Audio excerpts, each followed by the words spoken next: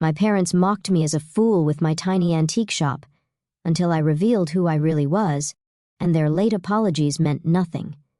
The mimosas at Maxwell's were always too sweet, but my mother insisted we meet here every Sunday. Something about keeping up appearances, about being seen at the right places by the right people. I watched her add a third sugar packet to her coffee, her diamond tennis bracelet catching the morning light. Honestly, Olivia, she sighed, stirring with practiced disappointment, I don't understand why you insist on embarrassing us like this.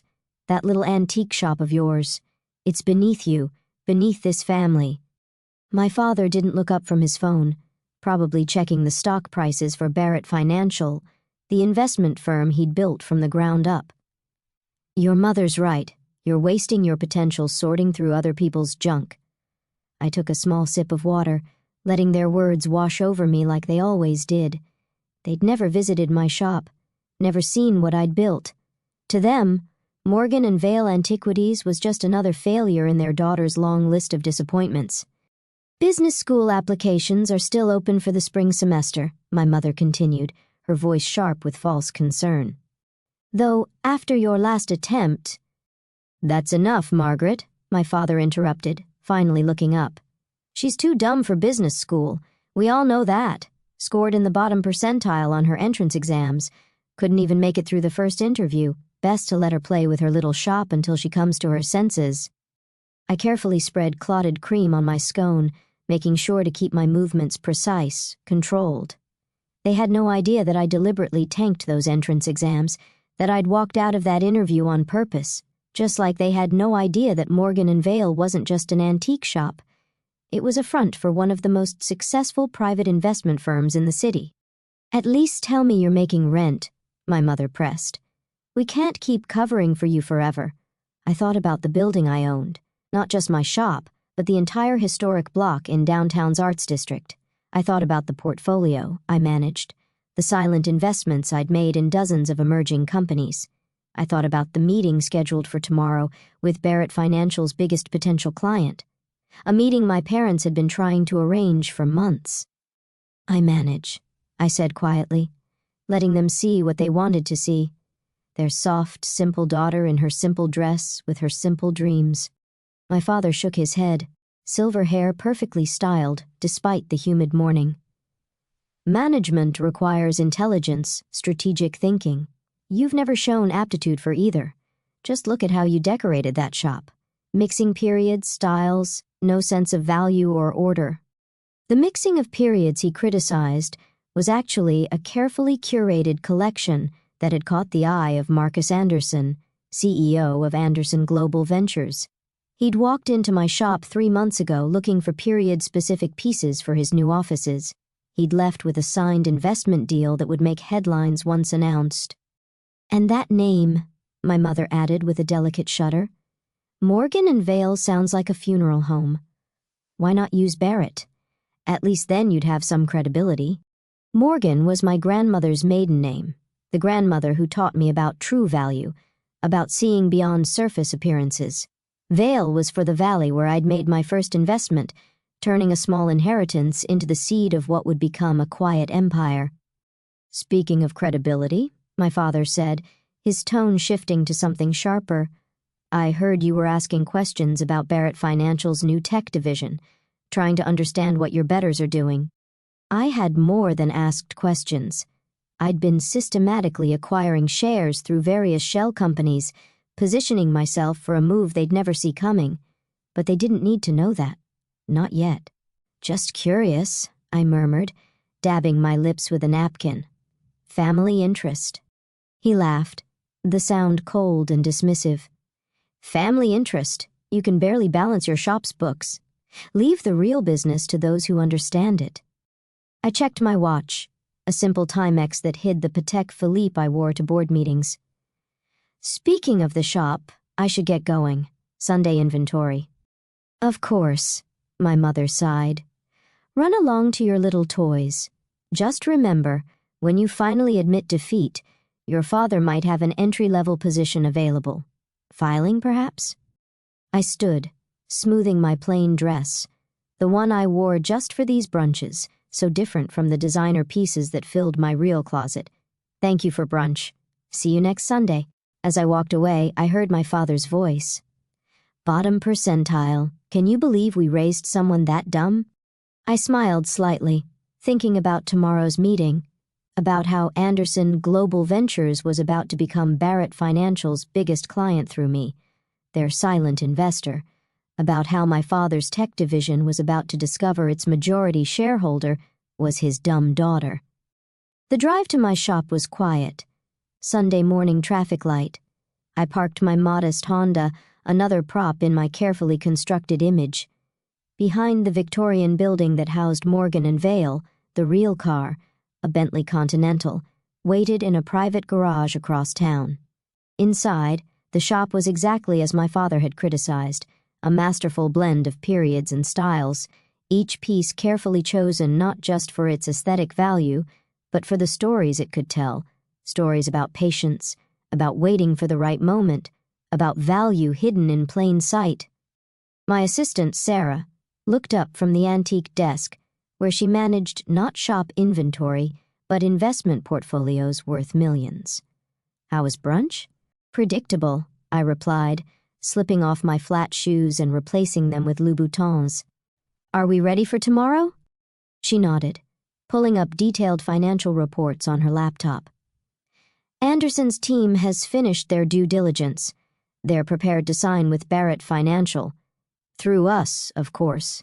Your father won't know you're involved until you want him to." I moved through the shop, running my fingers along a Georgian sideboard that had once graced a duke's dining room. Like me, it had secrets. A hidden compartment that once held royal letters now contained documents detailing my ownership of key Barrett financial assets. "Final projections?" I asked, settling behind my own desk, a Queen Anne piece that had witnessed countless business deals over its 3 centuries. "Conservative estimate puts the deal at $50 million initial investment, with potential for up to $200 million over 5 years, Sarah said, pausing with a small smile. "Your father's been trying to land Anderson for months." Never realized his own daughter had already sealed the deal. I opened my laptop, checking the latest market updates.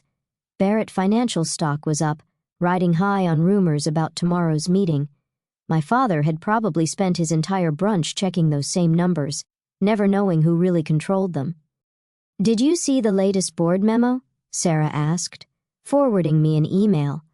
"They're planning to announce your father as CEO Emeritus next quarter, transitioning to new leadership. They're considering external candidates since apparently there's no one suitable in the family." I smiled, thinking about the shares I'd accumulated, the voting power I'd quietly amassed. Interesting timing. A text lit up my phone. "My mother, darling, do reconsider business school. Your father and I hate seeing you waste your life like this." I set the phone aside without responding. Let them think what they wanted. Tomorrow would change everything. Sarah cleared her throat. "Your suit for tomorrow's meeting arrived. Alexander McQueen. The tailor made the adjustments you requested." "Perfect." I stood, moving to adjust a delicate Venetian mirror that had once hung in a doge's palace. In its reflection, I saw not the simple shopkeeper my parents mocked, but the businesswoman I truly was, sharp, focused, unstoppable. "Shall I confirm the meeting time?" Sarah asked. "Your father's office has been calling all morning, trying to reschedule around Anderson's demands." "No need," I replied. "Everything stays exactly as planned. 9 a.m. Tomorrow, Barrett Financial's main conference room. Time for the family business to meet the family disappointment. The rest of Sunday passed in careful preparation.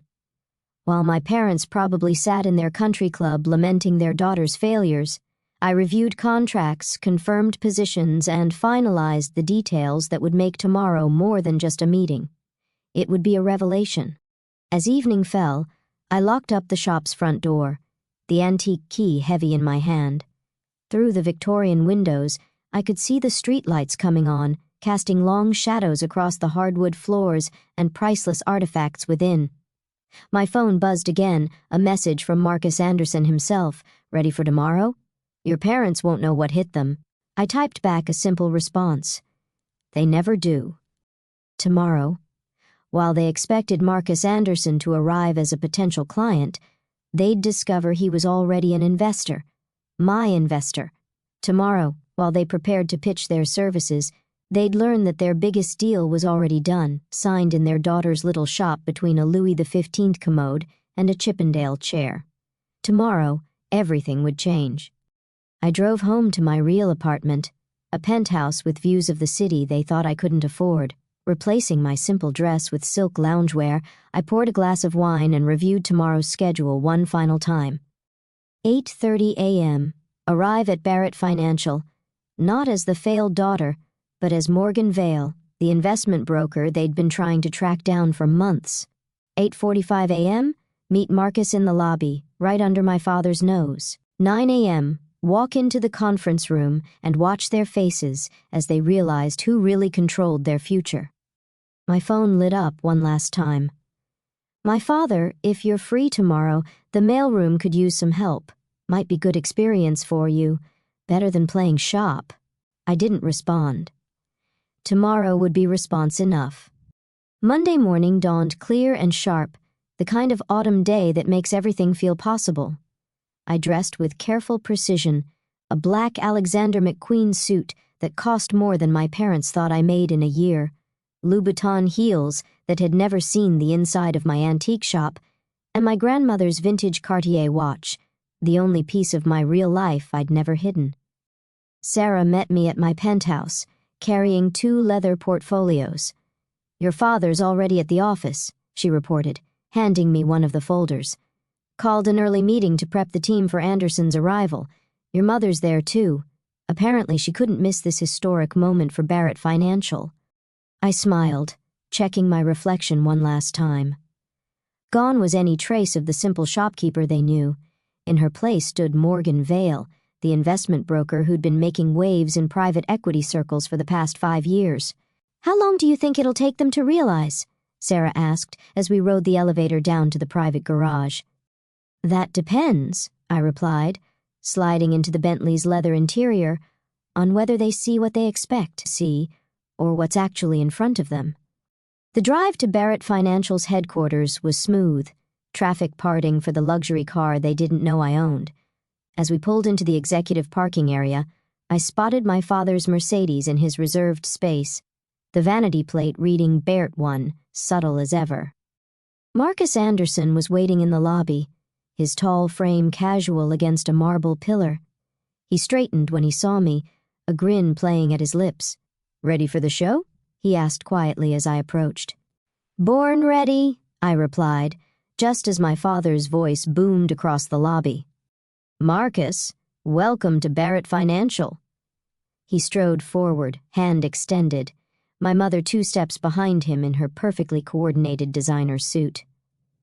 Neither of them glanced at me. After all, why would they look twice at a stranger in expensive clothes? Marcus shook my father's hand but kept his eyes on me. Robert, Margaret, always a pleasure, but I believe you know my investment broker, Morgan Vale. The moment stretched like pulled glass, fragile and sharp. I watched as confusion flickered across my father's face, followed by dismissal. After all, his daughter couldn't possibly be the mysterious Morgan Vale they'd been pursuing for months. Morgan Vale, he repeated, finally turning to look at me properly. I saw the exact moment recognition hit, saw his eyes widen as he took in my appearance, my presence, my complete transformation from the daughter he thought he knew. Hello, Dad, I said softly. Surprise. My mother's hand flew to her throat, her perfectly manicured nails clutching her pearl necklace. Olivia, what is this? What are you doing here? Perhaps, I suggested, my voice carrying the authority of someone who controlled billions. We should take this to the conference room. We wouldn't want to cause a scene in the lobby. Marcus nodded approvingly. Excellent idea. After you, Miss Vale. I led the way to the elevators, feeling my parents' shocked stares boring into my back. The ride up was silent, thick with unasked questions and unwelcome realizations. The conference room was already full, Board members, department heads, even my father's executive team, all waiting for the meeting that would change everything. They rose as we entered, their eyes moving curiously between Marcus Anderson, my shell-shocked parents, and me. "Good morning," I said, taking my place at the head of the table, my father's usual seat. For those who don't know me, I'm Morgan Vale of Morgan & Vale Investments. Though some of you, I glanced at my parents, who had yet to sit down, might know me better as Olivia Barrett. The room erupted in whispers. I saw recognition dawn on face after face as they connected the dots between the simple Barrett daughter and the investment broker who'd been making headlines. "This is absurd," my father finally managed, his face flushing. "Olivia, what kind of game are you playing?" "No game, Dad," I replied, opening my portfolio. "Just business." "Marcus, shall we begin?" Marcus took his seat, clearly enjoying the drama. "Of course. As you all know, Anderson Global Ventures has been considering a significant investment in Barrett Financial. What you don't know is that we've already made our decision through Morgan & Vale Investments." I slid documents across the table. 3 months ago, Anderson Global Ventures committed to a $50 million initial investment with provisions for up to $200 million over 5 years. The paperwork has already been signed and executed. "Impossible," my father breathed, staring at the contracts. "These would have needed board approval." "Which they received," I cut in smoothly, "through the voting shares I've been acquiring over the past 5 years. As of last quarter, I control 32% of Barrett Financial's voting stock." My mother sank into a chair, her perfect posture crumbling. But your shop, your failed business school attempts." "The shop is real," I confirmed. "It's also incredibly profitable, though not just from antiques. It's the front for one of the most successful private investment firms in the city. As for business school," I smiled, "I already had my MBA from London Business School when you were pushing me to apply. I walked out of that interview because I was in the middle of closing a major deal." The board members were leafing through the documents I distributed, their expressions moving from shock to something like respect. They understood what this meant, not just the Anderson investment, but the revelation that the failed Barrett daughter was actually a financial powerhouse. "Why?" my father asked, his voice hollow. "Why the deception? Why let us think?" "Because you never asked," I replied simply. "You were so convinced of my failures, so certain of my limitations, that you never bothered to look deeper. It was easier to let you believe what you wanted to believe." Marcus cleared his throat.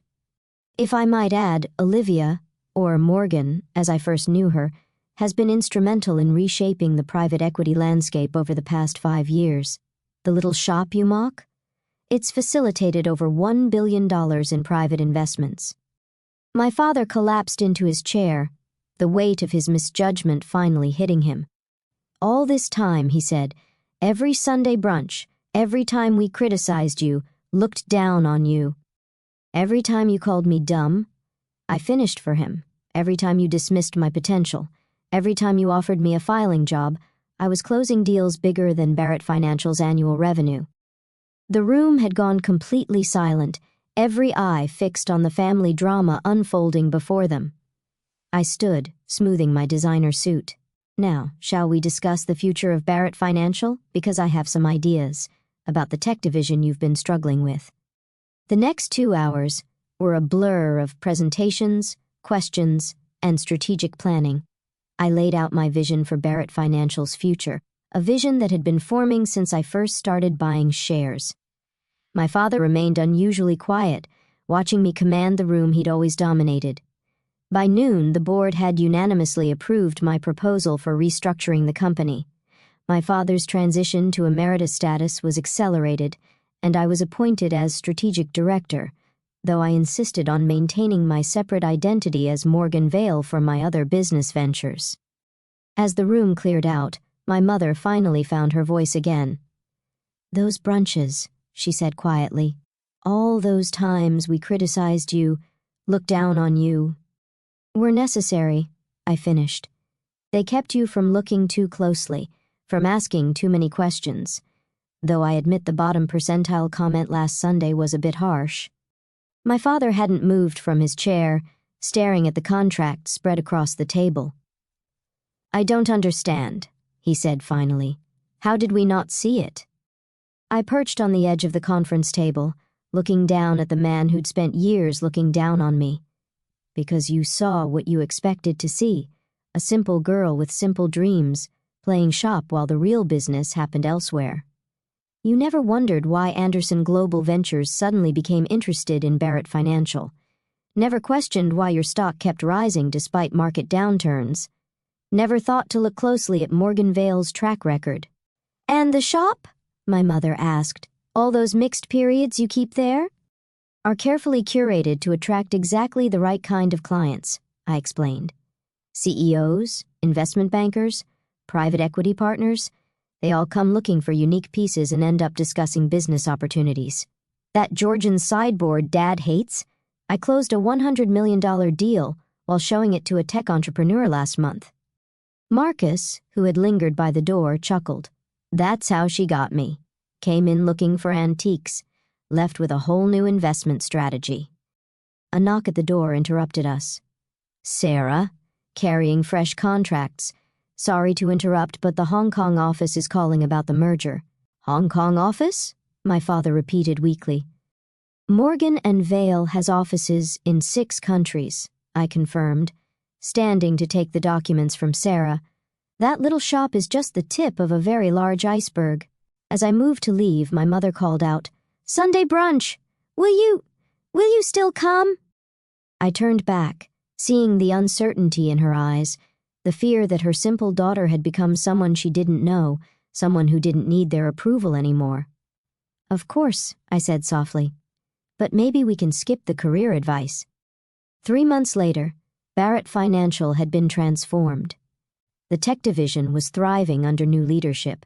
The Anderson investment had exceeded all projections, and my father was adjusting to his emeritus role, though he still occasionally left suggestions on my desk.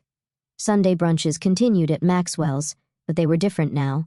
My mother no longer added sugar to her coffee with disappointment, and my father's phone stayed in his pocket. Instead, they asked questions, real ones, about my business, my vision, my life. I still kept the shop, still spent time among the antiques that had helped build my empire. But now, when my parents visited, they saw it for what it was, not a failure, but a masterpiece of subtle success. And if, sometimes during board meetings or investment discussions, I caught my father watching me with a mixture of pride and regret, well, that was just part of the new normal. Because sometimes, the best revenge isn't proving others wrong.